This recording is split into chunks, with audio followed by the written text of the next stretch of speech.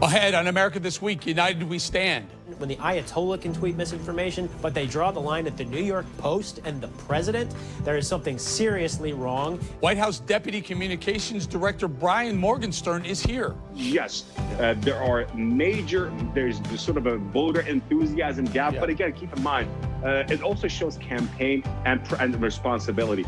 National security and foreign policy analyst Ari Aramesh returns. Look, we want our people to vote any way they can, but we believe that we're going to really own Election Day. And I'm also talking with senior advisor for the Trump 2020 campaign, Steve Cortes. Plus, what role does testing play in the country's increased COVID-19 cases? We're doing better treating the coronavirus, so death rates have decreased across the board. You won't want to miss my conversation with Dr. Todd Dorfman, emergency room expert. That's right now on America This Week, United We Stand.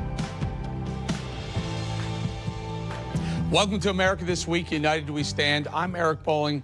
The man at the center of new allegations surrounding Hunter and Joe Biden gave his first extended television interview this week, and it came amid what some say is a media blackout of his charges. The Biden campaign dismisses the allegations as Russian disinformation. Sinclair investigative reporter James Rosen has the details.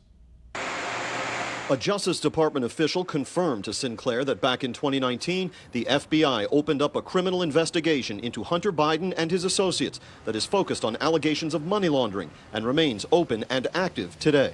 Tony Bobulinski, thank you for joining us from Los Angeles. Separately, Tony Bobulinski, the former business partner of Hunter Biden, who has cited emails, documents, and other evidence to allege that former Vice President Biden was more deeply involved in his son's business dealings in China than either man has acknowledged, told Sinclair he was interviewed by the FBI in Washington on October 23rd with counsel present for about 5 hours, with up to 6 agents in the room at one time. He said the agents carefully examined the digital evidence captured on the 3 cell phones Bobulinski made available and told him he will be brought back for additional questioning. They do list me as a material witness within the entire FBI on their computer systems, and it was a very cooperative, deep dive into all the facts across that time period.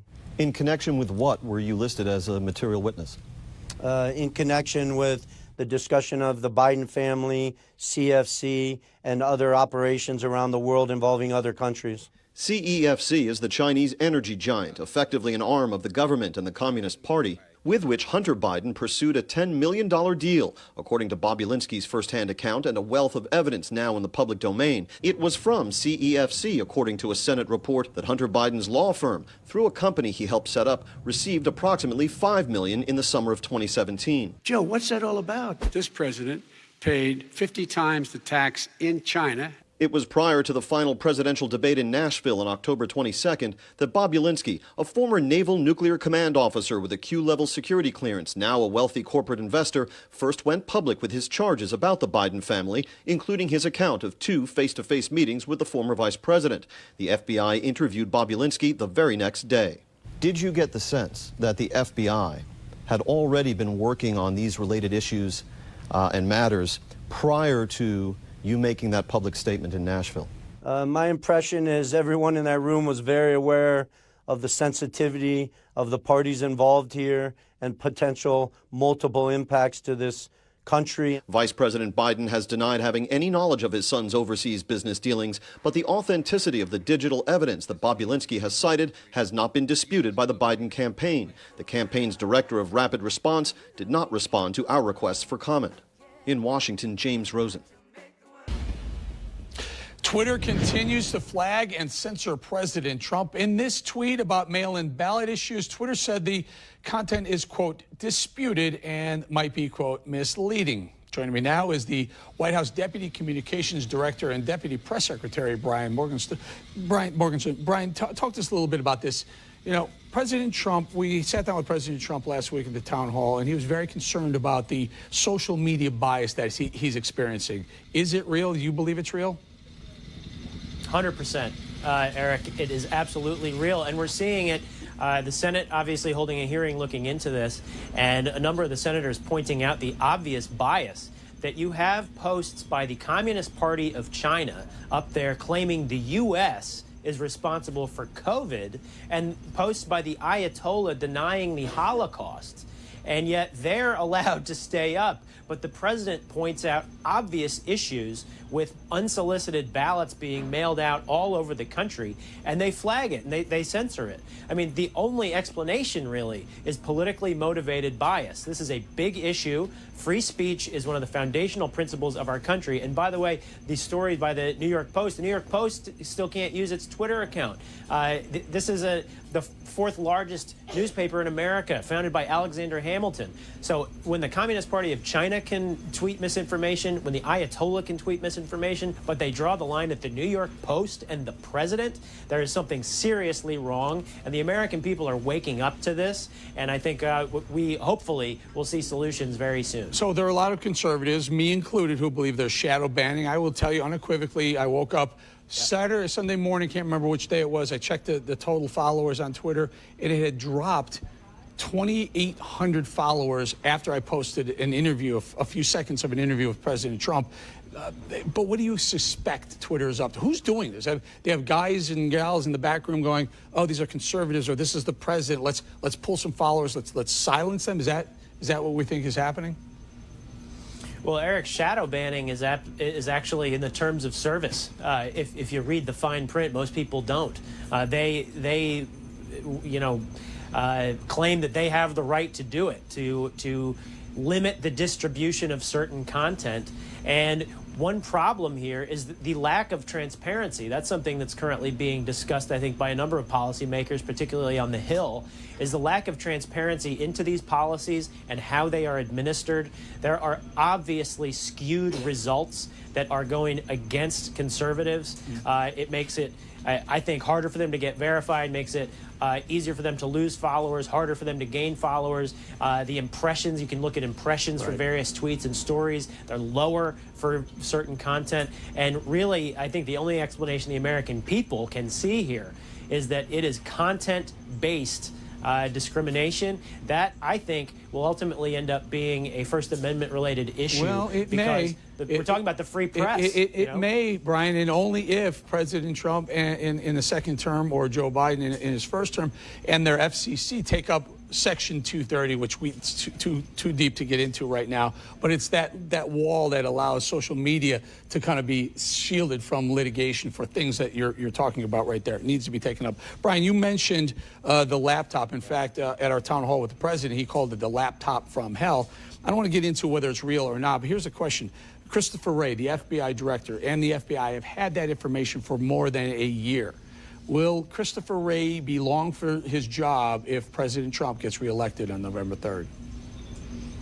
Well, Eric, when the president loses confidence in someone, he generally doesn't keep it a secret. We have no announcements at this time, but I will say that this is a critically important story. It has been verified, despite 60 Minutes and others in the media claiming it hasn't been verified. We have an eyewitness who has gone on the record, who has authenticated emails and documents here, and it's a serious issue. If we have a major party candidate doing business deals, energy deals, potentially with our number one adversary, China, who goes around the world making energy and infrastructure deals as a way of infiltrating societies, exerting their influence, trying to basically, create this sphere of communist influence. If we have one of the most famous families in America, the Bidens, doing something like that with the Communist Party of China, this is an issue the American people need to know about. The censorship has got to stop. In terms of an investigation, the funny thing about investigations is we generally can't comment on them, including whether or not they exist. We don't know the status of it,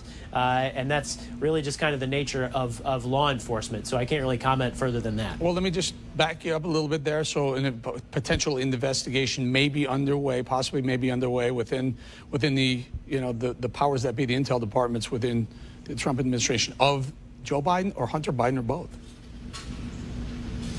Well, look, all we have in the public sphere are the allegations that there are deals being made with the Biden family and potentially Communist Party officials, potentially with Ukraine and the energy companies. These are very troubling allegations that basically access to the Biden family was for sale to hostile foreign powers. And we have a witness on the records noting, by the way, that plausible deniability was the name of the game for the Biden family. This kind of corruption that's been going on with politicians for decades needs to stop. That's why President Trump was elected in the first place, and that's why he's so vocal on this issue. Brian, I'm going to have to leave it there. Brian Morgenstern, thank you very much from the White House. Ahead on America This Week, United We Stand, we're looking at the campaign strategies on both sides in the final days before the election.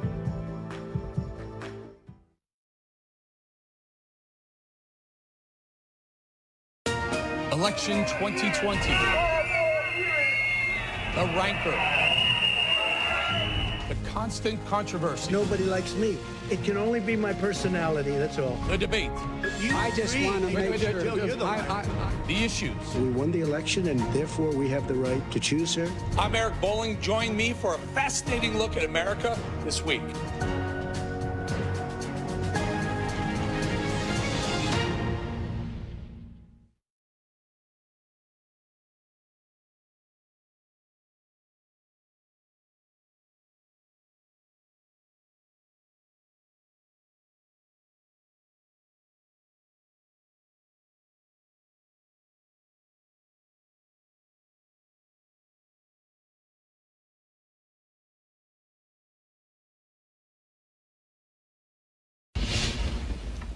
The election is a few short days away. Let's take a look at the final pushes from the two campaigns. Joining me now is national security and foreign policy analyst Ari Aramesh, good friend. Hey, Ari, so a couple of days left before the election. You have Trump basically crisscrossing the country, going everywhere. Biden, on the other hand, staying a little bit closer to home, not really traveling as much, but allowing Obama and Kamala to do his traveling. Your thoughts, which one's working? Is it really a good time to be playing Prevent D sitting back? Well, if you're 10 points ahead nationally, and if you're playing offense in Pennsylvania, Michigan, Wisconsin, North Carolina was not even supposed to be in play. It is. You're playing offense in Arizona. And all of a sudden, Georgia, we're talking about Georgia. They haven't had a statewide Democrat in years. I'm looking at Zell Miller. I mean, way back when. And this is now where Purdue, Senator Purdue, and Loeffler, these people are in jeopardy. Vice President Biden is playing offense. I think he's got a solid lead. It's different in many ways, in many aspects, from Hillary Clinton's lead in 2016. And President Trump is playing defense. How's it different, Ari? What's the difference? The difference is, his margin of victory is much larger than Hillary Clinton's 3%. It's about the same. No, his negatives and his positives. It's about the same. No, it's not. Nationally, he's got a 10-point lead. Come on, brother. You've been doing this a long time. National polls don't mean squat. You might as well, use it for another use other than what. True. But on the states, though, if you average real clear politics, and the swing states, they're almost identical to 2016 Hillary Clinton. And there are two big differences. The blue, solid upper Midwest Rust Belt wall. Michigan, no longer competitive. Biden has got it. Wisconsin, no longer competitive. Biden has got it. Pennsylvania, so-so, but Biden is ahead. And secondly, there are two factors I'm looking at in these polls and their methodologies. Positives versus negatives. Hillary was never above water. She was always underwater when people asked, hey, do you have a positive or negative opinion of Hillary Clinton? Biden is at 51, 52%. And secondly, nationally and in a lot of these states, Biden is hitting above 50%. Just look at the map. You're looking at Arizona, no Democrat since 96. Bill Clinton was the last one. Georgia, no Democrat since 1992. Texas, no Democrat since 1976, Jimmy Carter. In every one of those states, they're supposed to be Republican states, but the president, not only is he campaigning for his own life, he's also campaigning for the dear life of Martha McSally and also the two senators from Georgia. So I think the president's playing defense. It doesn't look good for him. Does it concern you that President Trump will go out to a rally and have 15, 20,000 people? They'll be waiting in line for hours. And one of them in Nebraska, they almost froze because there was such a long line getting out of there. Yet you cut to a Biden rally and there's 15, 20 people standing 8 feet apart in circles. That enthusiasm, that translates to people on TV. That doesn't bother you at all? Because for me, it's a serious tell. It does. It does. And Eric, you're 100% right. We always knew that the voter base, the Trump base, is much more enthusiastic than any Democratic candidate's base. We always knew that. But what I'm looking at to offset that is, as of today, almost 71 million people have voted early. We already know the Democrats have a huge advantage in early voting. Republicans have a huge advantage in same-day, sort of election day voting. But 70 million, that's way more than the 50-some million that voted early in 2016. So, and the election is, as we record this, is 6 days ahead. So we have a huge early voting advantage. Yes, there are there's sort of a voter enthusiasm gap. But again, keep in mind, it also shows campaign and responsibility. President Trump goes to campaigns and creates these super spreader events. Vice President Biden tries to stay away from that and say, you know what? That's fine. I don't need that. I got to leave it right there. I caution you. I will tell you, though, the likely more than 100 million early voters is problematic for the GOP.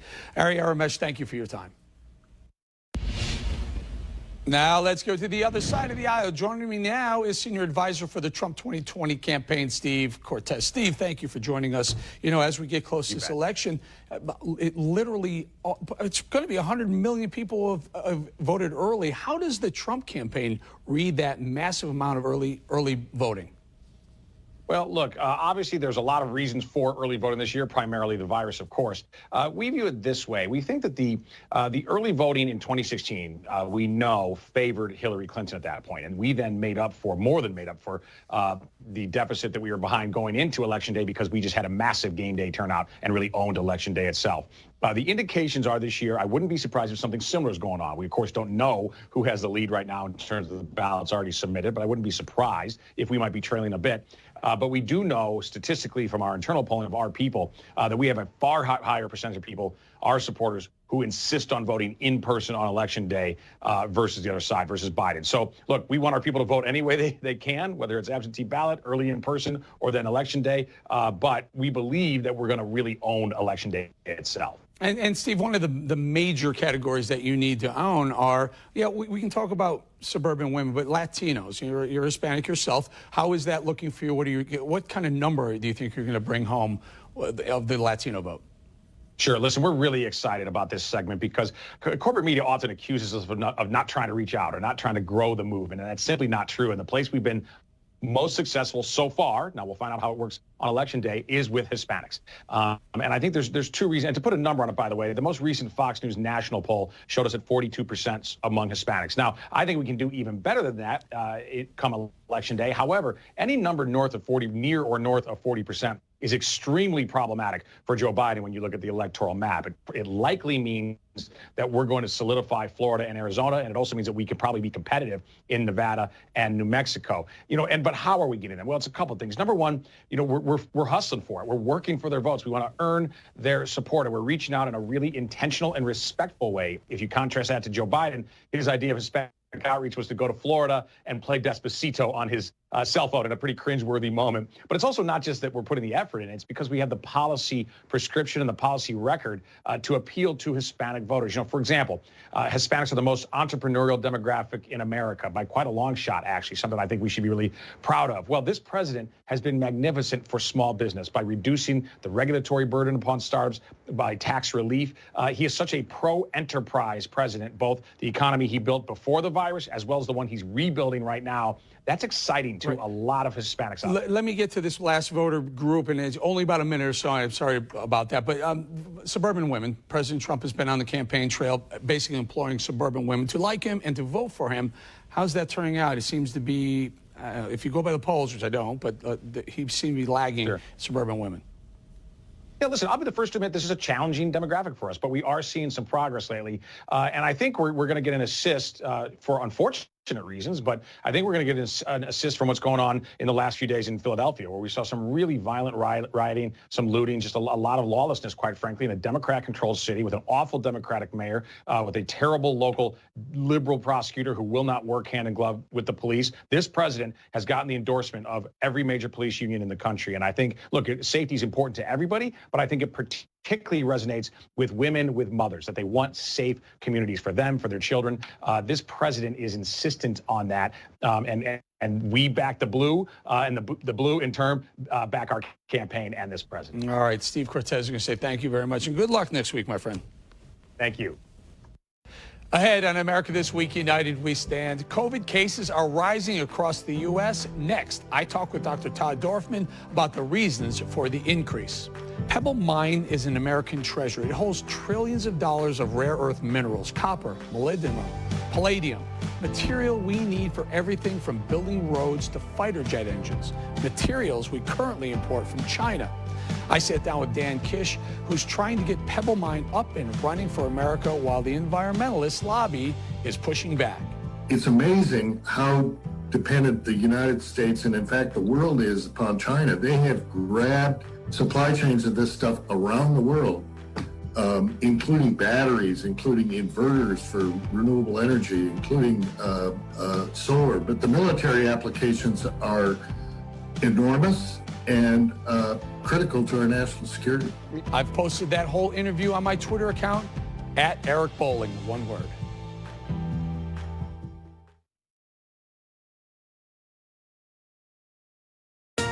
Election 2020.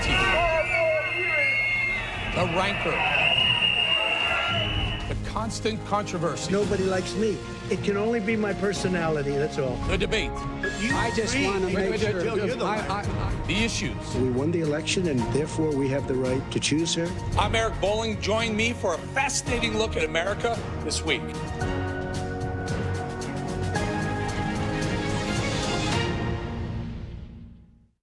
America This Week, America's fastest growing political show, points out how rough and tumble politics shape opinion in every region in our country.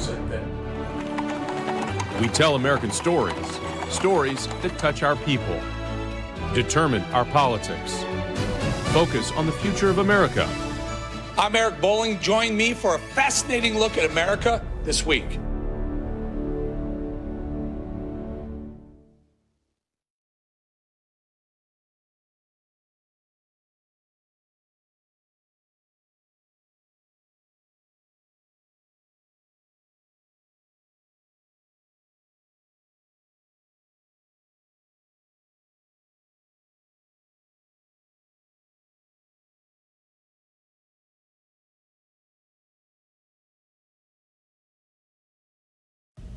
The CDC has said what they call a distressing trend heading into the fall as 75% of the country continues to report a rise in coronavirus cases. The president now has said an increase in testing is to blame for the increase in cases. Here to discuss is emergency medicine physician and specialist, a good friend of mine also, Dr. Todd Dorfman. Todd, let me just, before we get into this, I want to show that NBC.com graphic that we had made. That is coronavirus deaths in the U.S. per day. And if you can see, for the better part of the last 2 or 3 months, it's actually been trending down a touch. Deaths in America have not gone up due to COVID-19 or for months, yet cases are exploding. What do you attribute that to? Yeah, that's absolutely right, Eric. It's really interesting, but recent studies have come out actually across the globe, and in each age group and in each health category, in other words, even in the most sick and the most elderly, we're doing better treating the coronavirus. So death rates have decreased across the board in all age categories and in all medical illness categories, despite the fact that more people are being diagnosed with the virus. I think we're better at it. I think we've figured out who should be on a baby aspirin and when, who should be on Pepcid. Vitamin D and zinc are important. When do we use the new antiviral? When do we start people on dexamethasone? And I think all those things have become more clear to physicians who are treating on the front lines and in the intensive care unit. Todd, their hospitalizations are going up too. So not only cases are going up, but actual hospitalizations. Is that due to the fact that people who may not have presented in a hospital because they didn't have enough symptoms or didn't feel their symptoms were bad enough are now doing it just because they know they tested positive? Yeah, I think that's absolutely the case. I've personally had calls from people, wondering when to go to the hospital or what to do. I think it's very confusing because people aren't sure what medicines and what treatments are available exactly to them. But there is treatment protocols exist and they're working. So it's fine to check in with your doctor, of course. Certainly you should go to the hospital if you're having breathing problems or shortness of breath. And you're right, Eric, hospitalizations have increased about almost 50%, in the last couple weeks. But as I said, the death rate is decreasing. So regardless of the number of people that are seeking hospitalization, we're doing a better job in treating the illness. You say something like I'm about to say, and I get written up and they call my boss and everything, but there are fewer flu deaths caused by flu this year than years past. Is it possible that some physicians are calling a death by flu an actual death by COVID-19 and thereby misreporting?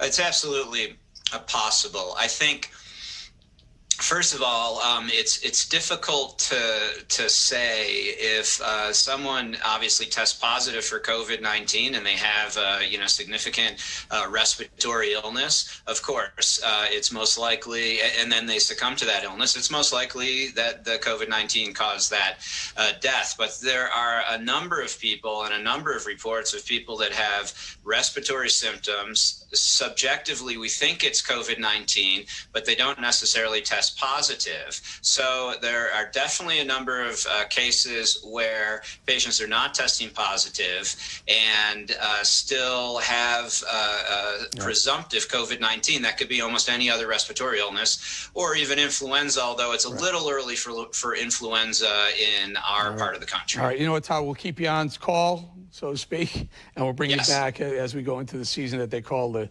twindemic, the flu season and this pandemic. Dr. Todd Dorfman, thank you for your time. Thank you very much, Eric. Be sure to set your DVR so you never miss an episode of America This Week, United We Stand. Go to facebook.com/America Bolling, all one word, to find out where we air in your city. And we have a complete list at the top of the page. Also, don't forget to subscribe to our YouTube channel. So if you missed the show or want to rewatch an interview, you can see them all right there.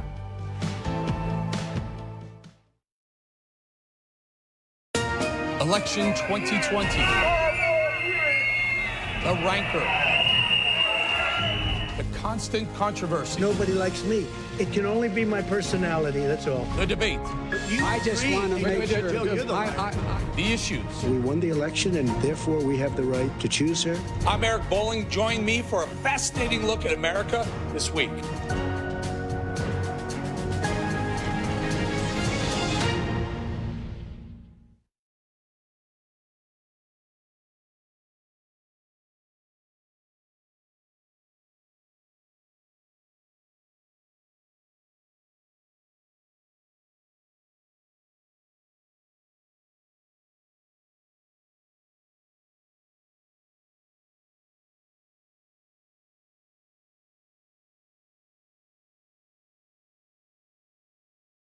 Thanks for joining me for another episode, our last episode before the election. This could be the biggest presidential election of our lifetime. So if you haven't already done it, make sure to get out and vote. Your vote, your voice shapes this great country. Don't let it go unheard or unanswered. Have a great night, everyone. Oh, and have a happy Halloween.